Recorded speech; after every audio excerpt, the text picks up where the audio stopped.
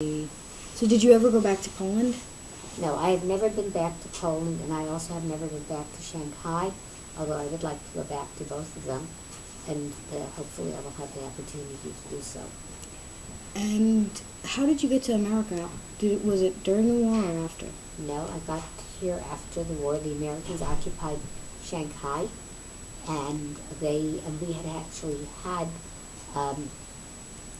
an affidavit to go to America before the war, but we were too late.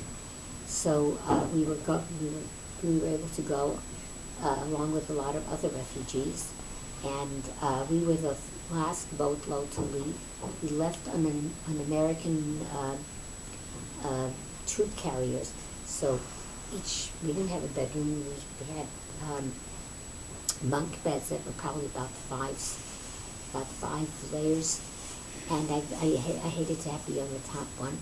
And there was one huge one for men and one huge one for women, and it was called the General Makes. And I never knew who General Makes was until I became a tour guide, and he was actually the general that turned the Arlington plantation into Arlington Cemetery.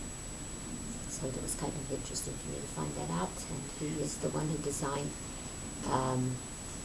and got up the dome on the top of the Capitol in the Building Museum. Very interesting.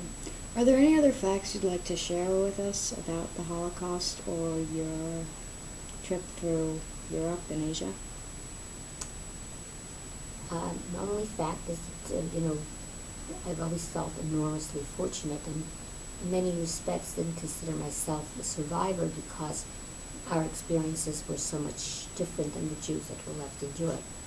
And we felt especially blessed because compared to what they were going through, we were really living a life of luxury and did not feel, certainly not feel as threatened or as insecure as the others did.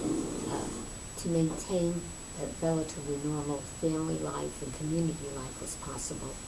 So we've always been very, very grateful to God for that. And just one last question. Do you know how many people escaped with you to Shanghai? Yeah.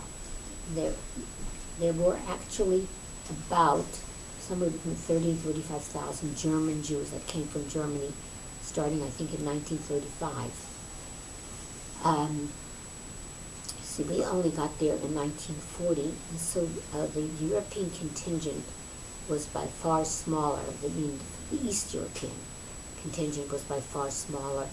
I used to think, of course, that we were the majority, but I would say it was just roughly about 600 to 700 people. Wow. So along with that school and right, your family, there were 35,000 other people who escaped? Right. Wow. Yeah. Thank you. You're very welcome. It was a pleasure talking to you. You too. All right.